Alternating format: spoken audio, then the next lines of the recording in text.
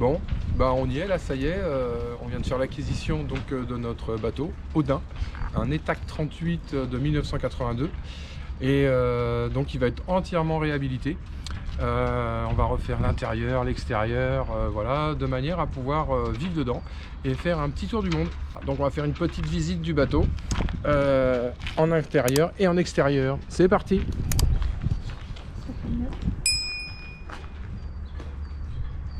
Voilà, donc une jolie coque en acier.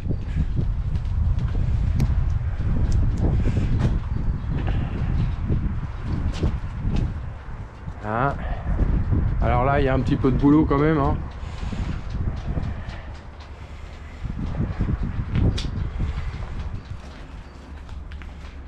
Et oui.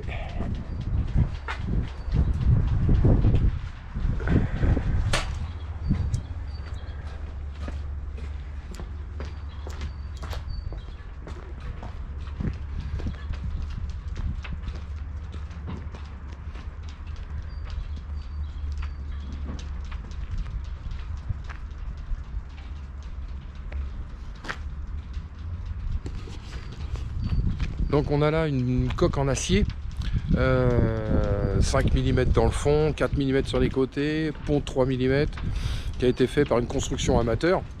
Et de ce fait là, eh bien, on a un bateau de très bonne qualité qui a été très bien soudé, très bien fait. Il n'a pas un pet de rouille, rien du tout, hein. C'est assez étonnant, un bateau de 40 ans. Je suis étonné moi-même quand même. Je suis étonné moi-même. Hein. Les fonds de cale sont nif nickel, on dirait qu'il vient d'être fait. Étonnamment. Bref, voilà. Donc on va faire un petit tour et puis on regarde l'intérieur.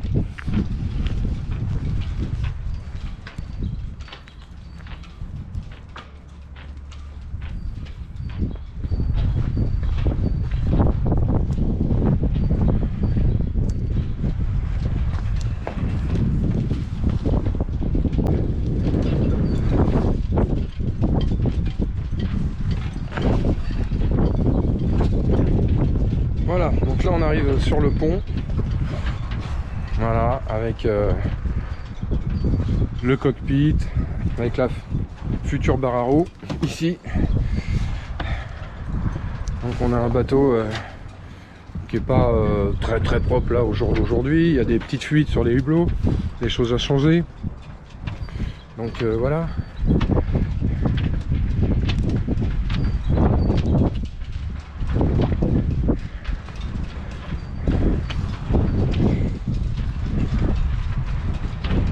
On a un radar qui est déjà en place.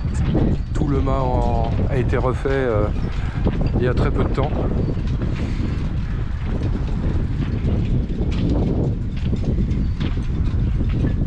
On a un rail d'écoute pour un phoque autovireur.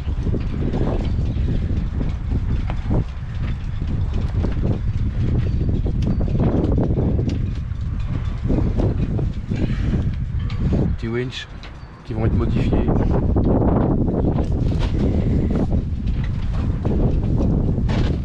Voilà. Et là,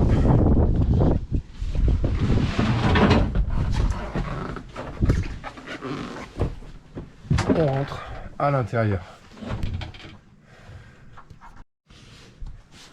Donc là, on a le caisson moteur qui est énorme, qui prend beaucoup de place. On va le modifier un petit peu parce que pour descendre, c'est pas évident. Voilà, la descente se fait ici et elle se fait légèrement sur le côté, ce qui est pas évident. On va essayer de couper un petit peu pour gagner un petit peu de place.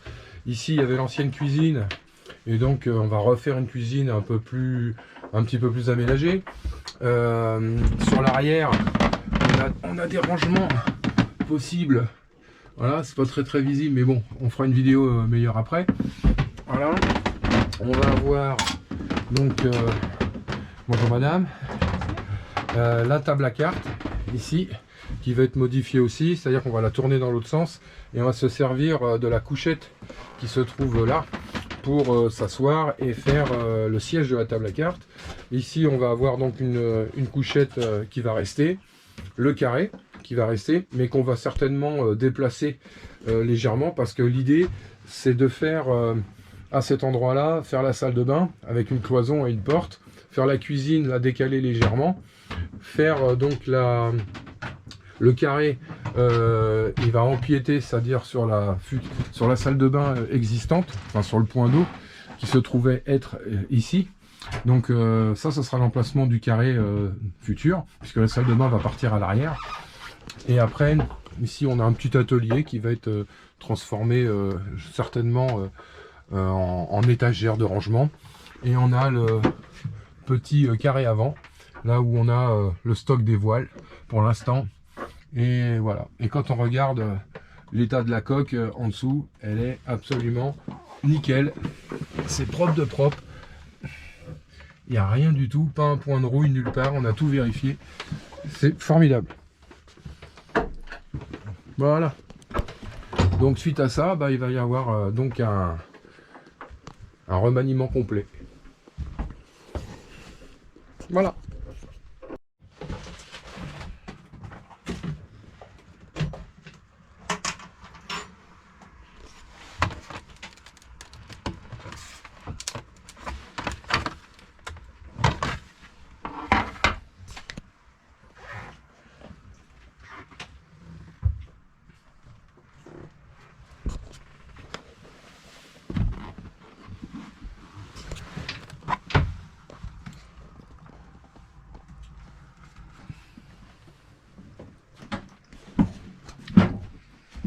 Tu manges?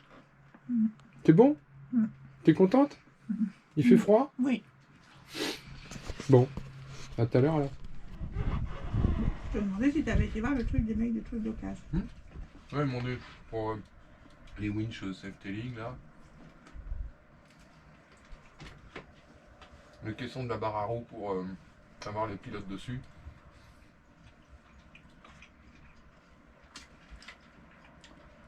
Cuisinière chiotte s'il avait. Très bien.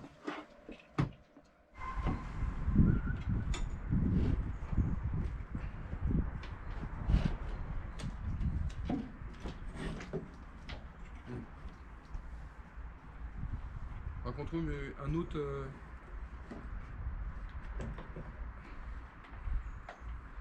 cordage.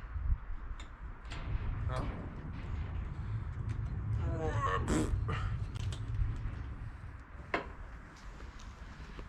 C'est bouillant.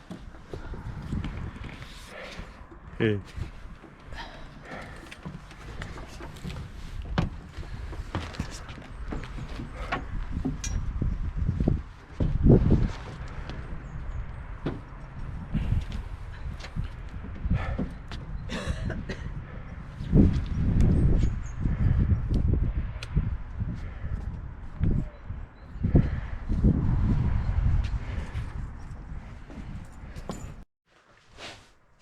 Bon, bah, on avance un petit peu là. On a démonté toute la partie de la cuisine, et voilà, comme ça. Donc là, la cuisine a été entièrement désossée. On s'est aperçu qu'il y avait des cloisons métalliques au niveau de la cuisine et du carré. On a aussi une cloison métallique qui sépare donc le carré de la salle de bain et aussi une cloison métallique. Là, on voit la partie la partie métallique de la cloison qui sépare du carré avant, enfin du carré du triangle avant, de la couchette à l'avant. Voilà, ici aussi, là, ça c'est une cloison métallique, là qui est cachée derrière. Donc ça va nous poser un problème parce que pour l'aménagement qu'on avait besoin, eh bien pour l'aménagement ça va pas être simple parce que apparemment j'ai eu l'architecte au téléphone.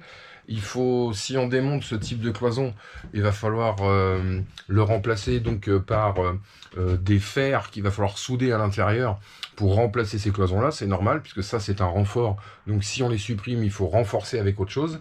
Donc ça j'ai bien compris, c'est à dire en fait le principe c'est ça. C'est-à-dire que d'avoir, si on fait un trou, il faut le remplacer avec une cornière ou un fer plat comme ça, de cette façon-là, quoi. Voilà, et soudé comme ça. Donc si on supprime la totalité des cloisons ici, il va falloir la remplacer parce qu'en définitive, elle sert de renfort en fait à la coque, puisque les les lisses là qui sont ici là qu'on voit là-bas, et bien ici en fait on s'aperçoit qu'il n'y en a pas et que c'est la cloison qui va faire le renfort au lieu de ça. Donc si on la supprime, il faut la remplacer par ce genre de choses. Donc il faut remplacer ça là, ici, remplacer éventuellement celle qui est là-bas, celle qui est ici, celle du bout là-bas. En fait c'est là on rentre dans un boulot de titan. Voilà, parce que là il faut désosser la torse du plafond, etc. On peut remarquer aussi que l'électricité n'est pas forcément super gégène, hein. Il y a des tas de trucs, bon voilà, on ne sait pas trop. À mon avis, ça c'est l'ancien branchement du radar qui n'existe plus. Il y a des dizaines de câbles dans le bateau qui n'ont plus lieu d'être. Voilà, il y a des tas de trucs qui traînent partout. Par la même occasion, là on a un radar qui fonctionne, hein, apparemment qui fonctionne, mais le problème c'est que on n'a pas la notice, donc je sais pas trop comment il fonctionne vraiment. Il marche, mais bon. On a la même chose pour le GPS là. Donc ce type de GPS, moi je le connais pas. Donc est-ce utile, est-ce pas utile? Bon, à voir. Maintenant j'ai pas la notice non plus, donc si quelqu'un a la notice, merci, hein, ça serait sympa de la transmettre. Ainsi que le C-Trek là, qui est en fait un pilote automatique. Et ce pilote automatique, c'est le 772 ou 227. 272, un truc comme ça. Enfin bon, je sais plus, il faut que je regarde exactement. 272, je crois que c'est le modèle 272, qui est pris directement en dessous. Là, si on peut voir, je sais pas si on va pouvoir voir ça. Je vais essayer de me glisser là-dedans. Tac. Voilà, ça c'est le pilote automatique. Là, ici, là, c'est le moteur du pilote qui est branché directement sur la barre à roue. Et ça, évidemment, on a tout le système avec la barre à roue ici. Là, on peut voir les évacuations d'eau là qui sont directement prises sous le pont. Voilà. Là, ici, on a une petite cuve à fioul. Parce que la cuve à fioul, en fait, elle est dans la quille. De la quille, elle est pompée jusqu'à là-dedans et elle descend dans le moteur par gravité. Donc, sacré système, quoi, hein, quand même. Hein. Donc, voilà. Bon, tout ça, ça va être à rebidouiller, à nettoyer et à surtout comprendre où vont les choses. Voilà. Parce que là, même de l'autre côté, on a des choses un peu obsolètes, hein, c'est un peu vieillos, quoi, tout ça. Donc là, on a le parc à batterie, là, on a 2 batteries de camion, plus une autre batterie là qui sert à l'intérieur des boîtes, plus tout un système électrique, voilà, avec un chargeur. Voilà, donc bon, à voir. Quand on voit ça, on se dit, c'est pas gagné. Voilà, c'est voilà. Alors ça, je vous avouerai, c'est pas le truc qui me plaît, hein, voilà. Donc ça va dégager et puis on va tout reprendre à zéro parce que là c'est compliqué. On va pas laisser ça comme ça. Maintenant, tout reprendre à zéro, ça nécessite de connaître tout bien les branchements. Donc va falloir repérer les choses par rapport par exemple au radar ou par rapport au pilote automatique qui fonctionne, hein, qu'on va garder. Mais quand il va falloir le débrancher, il va falloir surtout le débrancher intelligemment, repérer les câbles, bien savoir où c'est qu'on les met, enfin bon voilà, ça va être un beau merdier. Après il y a des choses, je sais pas si on va conserver tout, mais apparemment le speedo, lockmet, tout ça, ça marche. Donc là on a un modèle comme ça. D'ailleurs là en ce moment il fonctionne. On a 4 Beaufort. Voilà, on a à peu près 12, 13 nœuds, 14 nœuds de vent là, dehors. Donc bon, c'est haut, hein, c'est à 14 mètres, hein, donc ça fait de la hauteur. Donc le démontage de tout ça, pas évident. Là, la future salle de bain, je pense qu'elle va rester comme elle est. On va modifier. En dessous, il y a les toilettes, là, juste là.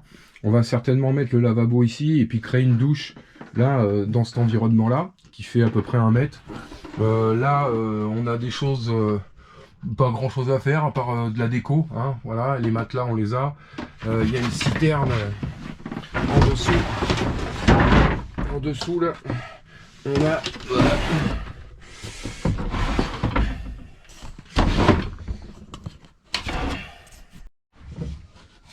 Ouais, en dessous là on a donc une cuve d'eau noire là, et puis après complètement en dessous là, et je crois qu'on a une réserve d'eau encore là qui doit se trouver par là-bas là. Donc avec tout un système de vannes, de machin, de trucs. C'est un petit peu pas simple hein, quand même, hein, parce qu'il y en a dans tous les sens. Entre les tuyaux qui se barrent devant, derrière, machin, des trucs qui servent, les trucs qui servent plus. Je commence à plus savoir quoi. Donc je note tout bien parce que c'est vite la panique là. Là on est en plein démontage et voilà. Donc là on a une citerne d'eau d'à peu près 100 litres ici. Donc voilà, qui est en bon état. Donc pareil avec des tuyaux qui se barrent dans tous les sens. Un peu vieillos les tuyaux. Donc on va voir ce que ça donne. On va faire des tests et puis on va surtout changer tout ce qui est à changer. Voilà. Les câblages passent un petit peu dans tous les sens. C'est pas simple. Voilà, faut tout retrouver. Voilà. Enfin bon. Enfin voilà. Voilà. Après on a des petits hublots à changer là parce que ça fuit un peu. Et puis on va mettre des hublots qui s'ouvrent surtout. Là aussi c'est pareil, on a des petits hublots là. Là à changer. Voilà. Le grand hublot là, pareil. Ici là, si on peut. Alors, dans l'absolu, ça marche. Hein. Maintenant, c'est pas. Ça pèse 1 tonne pour le soulever, le machin, il est en ferraille. Donc voilà. Voilà un petit tour d'horizon de ce qui a été fait là, pour l'instant. On se pose des vraies questions de savoir comment on va faire évoluer ça. Le coût des cloisons là, ça nous. C'est pas simple parce que il va falloir faire autrement. Voilà, la cuisine, on va être obligé de la laisser à peu près comme elle est. Apparemment, d'après ce que l'architecte m'a dit au téléphone tout à l'heure, parce que le remplacement de toutes ces cloisons implique forcément des membrures de renfort qui vont être onéreux. Très très long parce qu'il faut désosser la totalité du bateau pour pouvoir accéder à toutes ces membrures. Et là, c'est un boulot de titan. Là, on s'en va dans le compliqué là, dans le compliqué. Donc, le moins compliqué, c'est de laisser comme ça, et puis d'aménager en fonction de ça du mieux possible, le moderniser un petit peu au niveau couleur, au niveau peinture, au niveau tout quoi. Voilà, arriver à faire un plancher. Peut-être un peu plus sympa que ça, voilà. Là, c'est des feuilles de contreplaqué. Il y a des espèces de rondelles pour boucher des trous. Voilà. Ici, on a une membrure là. Je pense qu'on va se servir de ça pour rehausser le plancher de 2-3 cm. Ce qui va nous permettre de caser des choses en dessous. Parce que quand on regarde ce qu'il y a dedans, en fait...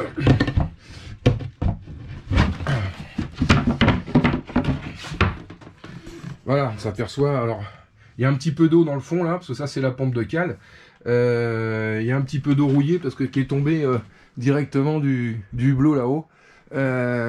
Et puis c'est tombé dedans là, donc le fond de cale n'est pas rouillé du tout, c'est juste de la rouille du hublot qui est tombée dans le fond. Il va falloir qu'on le nettoie, puis qu'on remette peut-être un petit coup de peinture pour que ça soit propre, mais le fond de cale n'est pas rouillé quoi.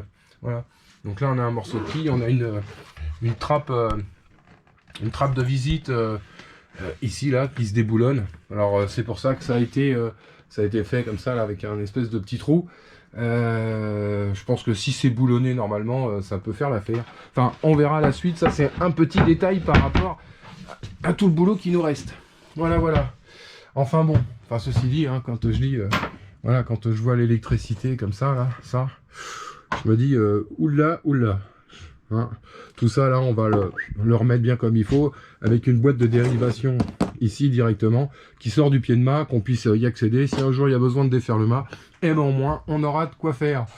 Voilà, ça va pas être fastoche hein, parce que voilà, mais on va y arriver, c'est pas nos problèmes, faut juste prendre les bonnes décisions. Voilà. Eh bien à plus.